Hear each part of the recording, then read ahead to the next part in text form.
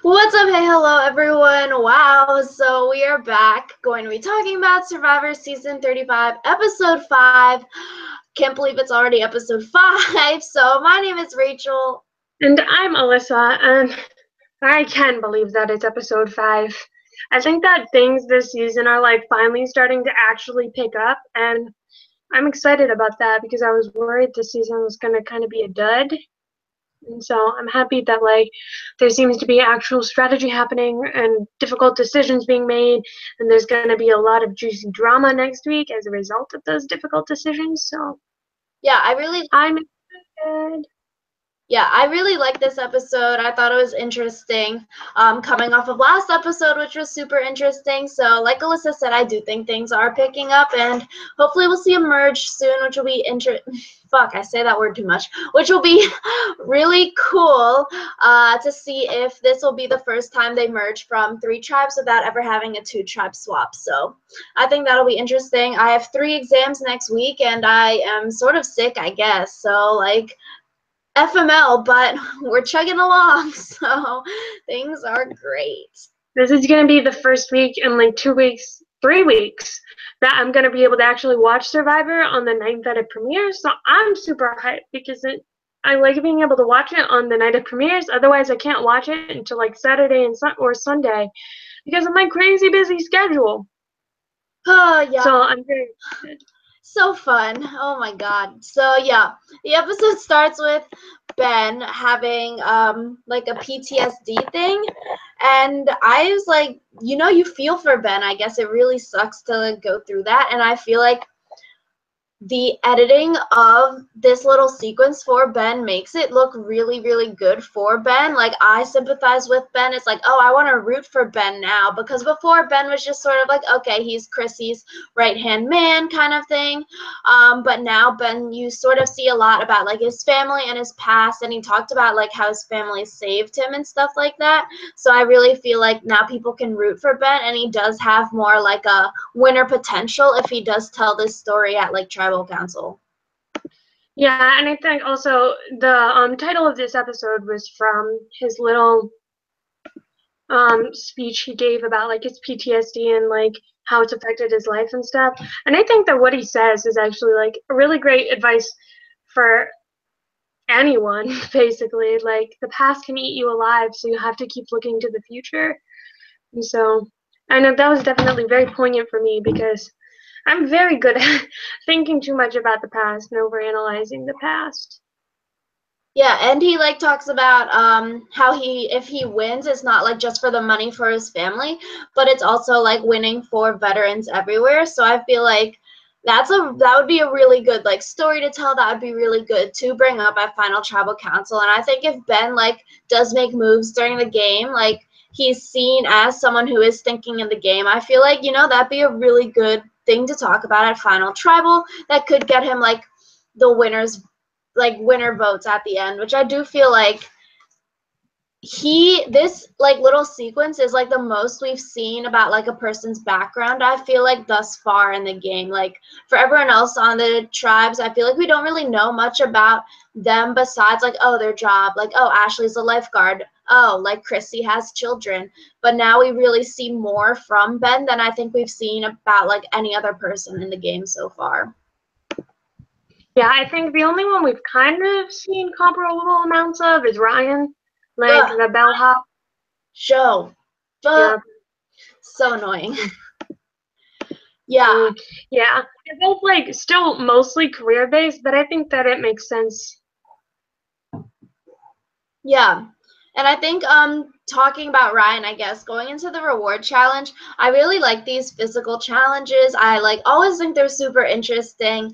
And I mean, if I were in it, I'd be I'd take the first section because there's no little hill in the first section, so it's easier because it's all flat. And I feel how Alyssa just mentioned, oh, there's a lot about Ryan in this season. I feel this episode especially, I was sort of more peeved than usual about oh, it's the freaking Ryan show. Ryan gets all the screen time. He's getting all these confessionals, and I think it shows in Tribal Council that he says he's the swing vote. And during this reward challenge, when Ryan keeps losing this ball, I almost feel bad for him, but then I'm he's getting so much screen time. I don't feel bad for him. And like when he does get the ball over the hill, he gets this happy AF music. And I was like, SMH, this is like the Ryan show. We don't even need anyone else on the tribe because Ryan gets all the freaking screen time. My favorite thing about this episode was when I think it was JP like literally carried Ryan over to the mat so that he could start shooting. I was like, haha, Ryan's a useless little.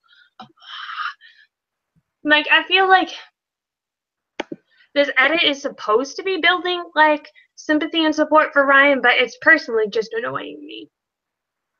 Yeah, I feel like the Mike edit at least, like, oh yeah, like Mike is the sort of like skinny, scrawny dude, and so is Ryan. But Ryan's edit is more like a Cochrane kind of thing where it's just being shoved down your throat. And I'm like, okay, I don't want to root for Ryan. I'd rather root for Mike because like Mike is actually getting like the underdog kind of edit, whereas Ryan, I feel like it's just annoying. Like, I don't care about his stupid little quirky remarks about everything. Like, I don't care that he's like, oh, now he's a swing vote. Like, STFU, like, vote yourself out of the game. But, I don't know. Yellow doesn't even. I feel like this could be leading to a very interesting story arc where it's like he gets to the point where he's so cocky about his social game, because he mentions his social game like I think 3 or 4 times in this episode where he's always like, this is best for my social game. My social game is my only asset in Survivor. So I feel like all of this hyping about his social game is going to mean that it's a failure in his social game that leads to him getting out. Yeah. Either that or that's like what allows him to win. Hopefully it's the former. But yeah, I think we'll talk about it when we talk more about the yellow tribe dynamics. But like yellow doesn't even start shooting at this reward challenge. Blue gets first, and then red gets second. And so then we go to the blue tribe, and we see it's like a 2-2 split right now. Desi and Joe versus Devin and Ashley. And they were like, okay, if it comes down to it, like we're going to rocks. And I think it's smart of Devin and Ashley to try to pull Desi over because I feel like out of Desi and Joe, I think Desi would flip on Joe and vote Joe out. I feel like Joe is just not doing a very good job of making himself a likable person. So like, even if strategically it might be better for him to like not go home, Desi might flip just because he's so annoying.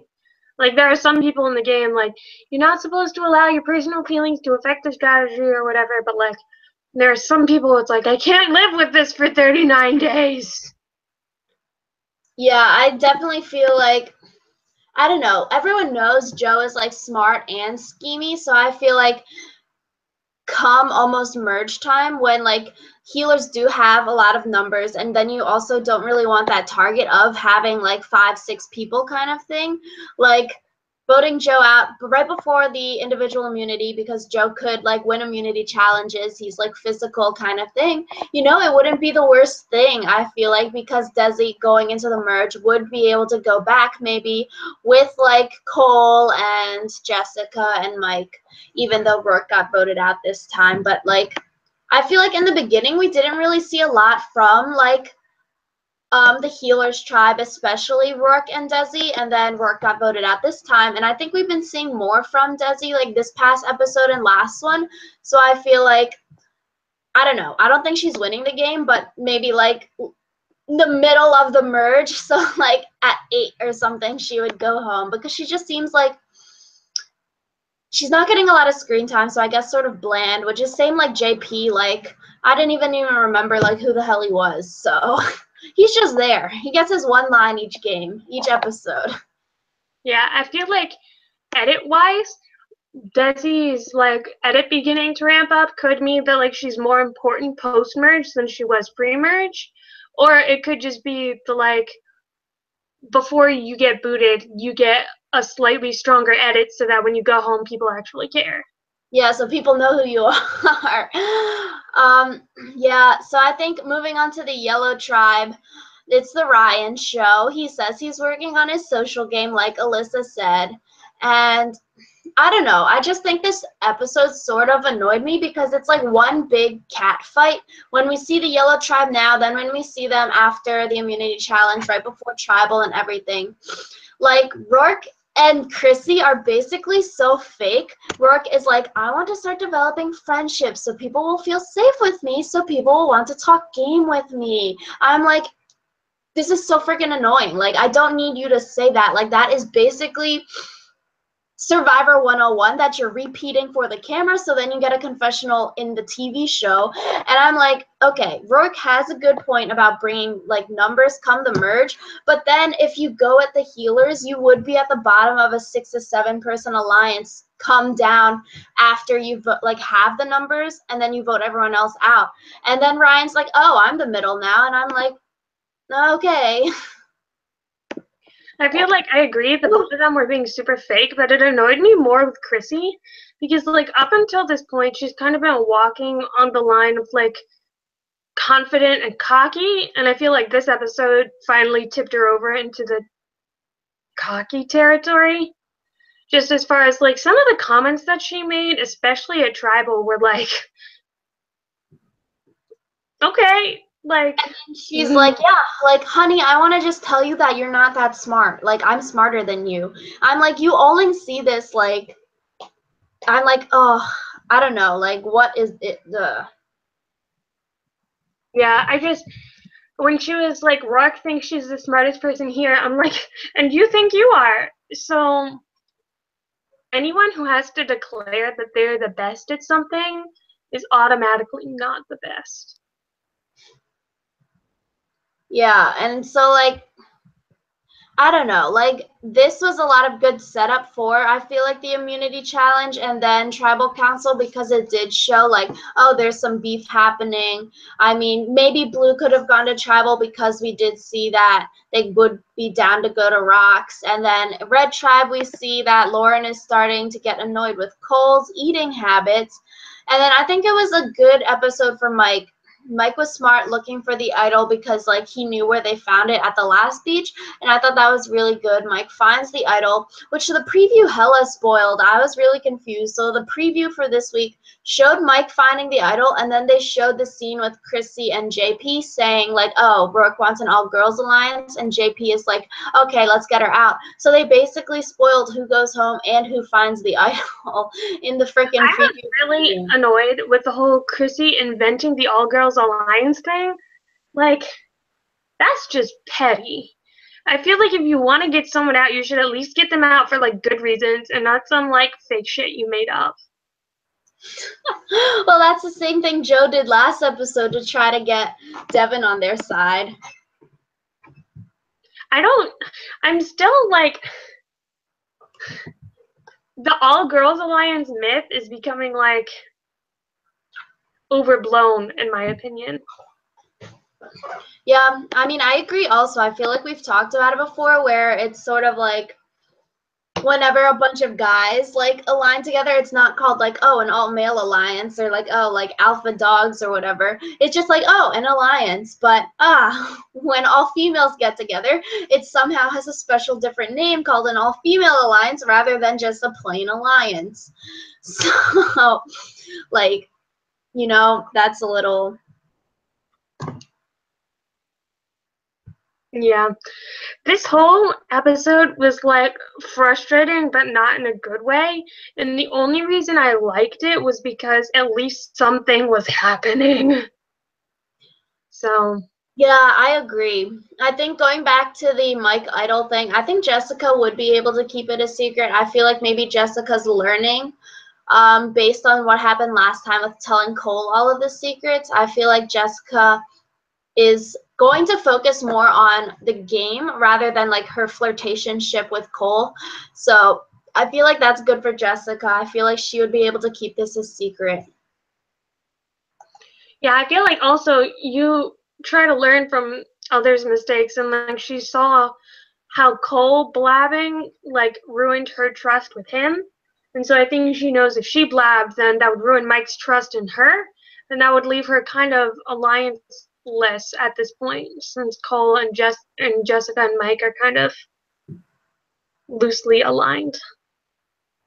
Yeah, I feel like with all the healers, it doesn't really, since they've never been to tribal council as a healers tribe, and like Ali said at this tribal council, like you never really know who is like with you, who's against you, until you like test it at tribal council. So I feel like all of the healers alliances, like we see Cole, Mike, and Jessica, it all seems sort of like surface level because they haven't really put it to the test yet. Yeah. And I feel like also not going to tribal council means that the healers haven't had to prioritize their relationships with each other.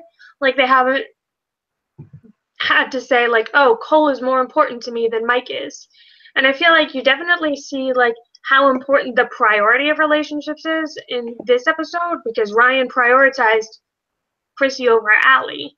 And so Totem pole. yeah, that is gonna be Yeah, I think going to the immunity challenge, yeah, Blue got really stuck with the pushing the rice bags through the holes, and then we see that all these people, I was gonna say a bad word, all these people can't do balance beams. Once again, whenever we see balance beam challenges, one person carries the team, and I'm like, so JP does all the bags, and I'm like, can no one else honestly carry the rice across the balance beam? Like, okay, yes, it's hard and you keep falling, but like when one person is carrying the team, when it's a balance beam challenge, I'm like, why can't people balance straight up? I feel like one of the things people don't understand about balancing is that the point is to lower your center of gravity. So when they were putting the rice bags up on their head, that was actually like not a good thing to do because most of their weight was at the top, so that was raising their center of gravity too much. But like, I mean, you do you, but I feel like there were a lot more efficient ways to go about the balance beam. And then also like poor JP had to keep like running back and forth and running back into the water so he could grab the rice, and I was like, And yeah, like your team's already in last because none of you people can do the balance beam. And like Jeff Probst said at the immunity challenge, having an time advantage in something like this, like usually with puzzles, you know, the puzzles are the great equalizer in Survivor, but like when there's a learning curve, like when you're doing slingshots, when you're doing like things like this, like the time helps for you to like learn the puzzle kind of. So I don't know. I feel like during the second part with the ball puzzle, Chrissy goes in, she can't do it, takes off her shoes. Allie goes in and can do it. I feel like why don't you just keep sending Allie in, because it's proven that she can get the ball in the hole for this immunity challenge. Like, why keep switching out? I feel like all of the tribes used 3 different people Yeah. to like get 1 ball each. So I feel like there might have been a rule about like having a different person do each ball. Otherwise, I don't think they would have tapped out. Yeah, it could make sense because the other people did do like multiple, which is also like, yo, Chrissy, if like how can all these other people do it, but you can't really, like, you can't do it. I don't know. I feel like yeah, I mean, it's an interesting challenge. I feel like the balance beam aspect makes it more difficult because, you know, people can't freaking balance to save the life of themselves. So, yeah, but like I was I was just really annoyed. annoyed because at Tribal, Chrissy is like, no one else offered to take my place, and you literally, during the challenge, saw a cut of Rourke being like, do you need one of us to come in? And Chrissy being like, no, no. And I was like, girl, like it reminded me of that one episode in Game Changers where like during Tribal they literally had a flashback of Debbie insisting that she be put on the balance beam, and I was like, a flashback would not be out of place here. Oh my God. Yeah. Like, I don't know. I think it goes both ways because Chrissy was like, oh, does anyone want to switch in? And then Rourke offers. And then she's like, nah, like, I'll do it again, fam. I'm like, okay, like, just lose the challenge then. Like, I don't care. Like, everything was just sort of annoying. And then we see before Tribal Council, I feel like Rourke and Chrissy were being sort of annoying. I'm like, this is such a cat fight. Like, who's smarter? OMG. Like, OMG, I can read you so well. I'm smarter. And I'm like, you both are so fake. Like, don't work together. Yeah, I feel like in Survivor, while you want to make as many relationships as possible, in this case, they might have been better if they like just didn't talk to each other because there was so much cattiness there, especially because I feel like Rourke was right in saying like it's really annoying if you only come to someone in your hour of need because then it's like they're obviously not interested in creating a long-term relationship with you. Otherwise, they wouldn't have come just when they needed a vote. Yeah, that's what I'm saying. I'm sort of confused, like, why you would only talk to someone the day of tribal council. I feel like when you've, like, just tribe swapped, it's been, like, 6 days. Like, how have you not said a word or, like, a lick of strategy throughout these 6 days? I'm just sort of confused, I guess. And, like, that's sort of, dumb social game, I guess. Yeah, I feel like in any situation, it doesn't make sense for people like not to speak to each other. Just like even if you're just like exchanging pleasantries because you already have your solid alliance, like building a foundation for a relationship like that is important. I don't understand. Chrissy seems to be like resting on her laurels, kind of, and I feel like Rourke was too. Like Rourke was assuming she'd be the swing vote, and Chrissy was assuming that like her relationship with Ryan would be enough to like get her through it. And I don't know. Yeah, I mean, the social game is, I guess, like, I feel like the social game is less like prestiged upon, I guess, than like other parts of the game. I feel like people take the social part for granted, but like seeing like Rourke and Chrissy in this episode, like the social game is hard. So I feel like we do have to give kudos to people like Ryan and Allie who can like do the good social game of like getting people to trust them, like talking to everyone kind of thing. Like doesn't even need to be about strategy, but just making the people trust you and feel like they can talk to you. I feel like the Allie Lauren alliance was something that like I would never have expected like coming like preseason of this like season. So I mean I think like it's something that people definitely look past when like judging players, but I feel like it's definitely something that is like more up and coming now. Yeah. I guess Tribal Rourke goes home in a 3-2 vote. And I guess one of the big questions I had after watching this was whether or not you thought that Ryan made the right choice.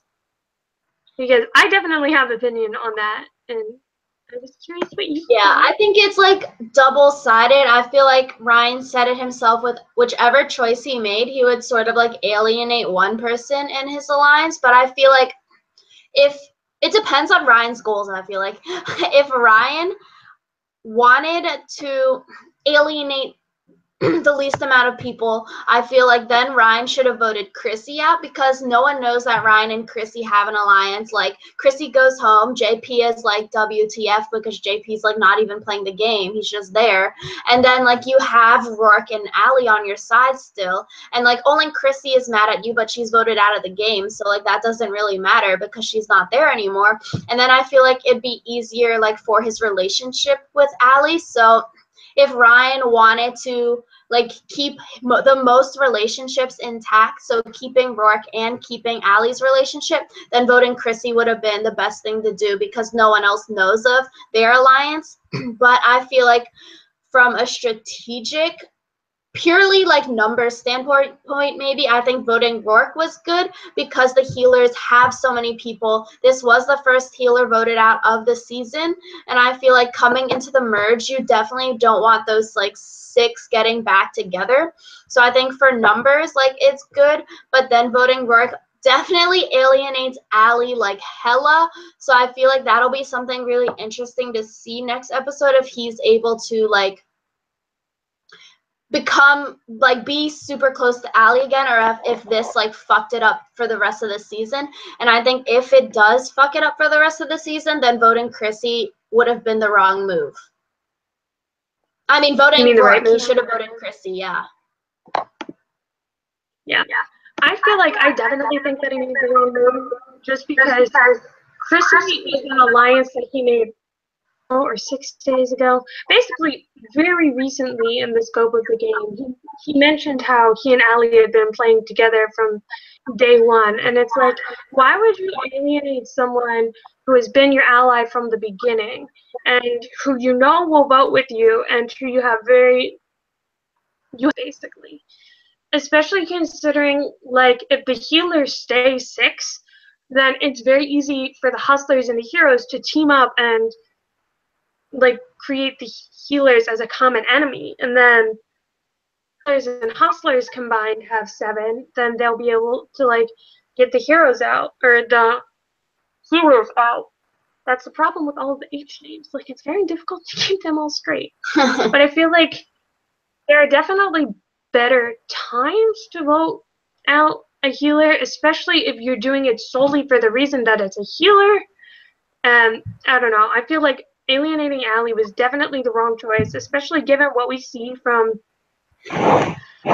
you for next episode. Because it's like Allie looks pissed. So.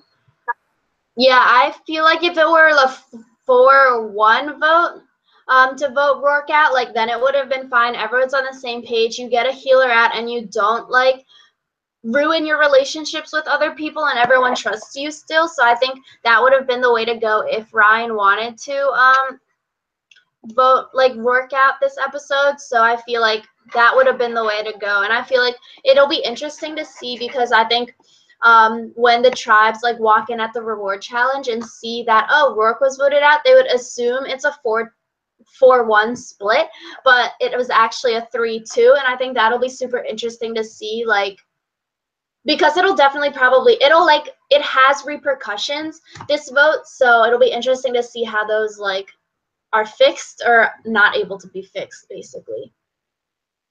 Yeah, I feel like another teaser from the next time on Survivor trailer is Cole apparently faints or something, passes out maybe. I thought that I don't think that he's gonna go home, just because if he was, I don't think they would have made it so obvious in the like preview, especially considering Jessica says like, I'm not ready to play this game without Cole. But I honestly wonder like what's gonna be up with causing him to faint, because like we've seen players faint before, but I think most of the time that's been like at endurance challenges, not like this, not just at camp. Yeah, there we go. That's the word. I don't think he's gonna get medevaced either. And it seems like from the previews, it's because he's like eating a lot, or like it's this like eating habit of his that's going to make him faint, which is also confusing, I guess. But yeah, I don't think he's gonna be medevaced, but I feel like if he did leave the game, that would be good for Jessica's game, maybe. I feel like it's kind of like the situation where Alan got voted out, where like Ashley doesn't have that extra pressure of like trying to manage Alan's temper or whatever, but she also doesn't have that like guilt of voting out an ally.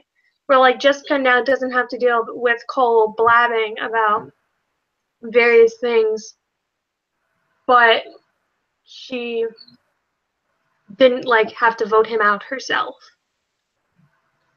Yeah, that's what I feel like. It'd be better if they just got voted out and you aren't blindsided by the vote out. So like you like were in on the plan, but you weren't the one to vote them out. And I feel like that's like the best thing for some of these people in alliances that like aren't maybe the best for them right now. Yeah, so I'm really interested to see what next time brings. Like I said, I'll actually be able to watch it live, which is super duper exciting. But I have if you have any during the time. You have an exam? During 7 to 8:30 Wednesday, so I'll watch it later. But then I have an exam Friday also, so we'll see. But treat yourself. Yeah, if you guys have any opinions about this episode, especially about whether or not Ryan made the right choice in voting out Rourke instead of Chrissy, please let us know in the comments below. If you have anything else you thought we should have mentioned, also slap that in the comments, and we can respond to your comments because we have no lives, so we just spend our entire lives on YouTube. So, yeah, we will see you guys next Bye. Bye.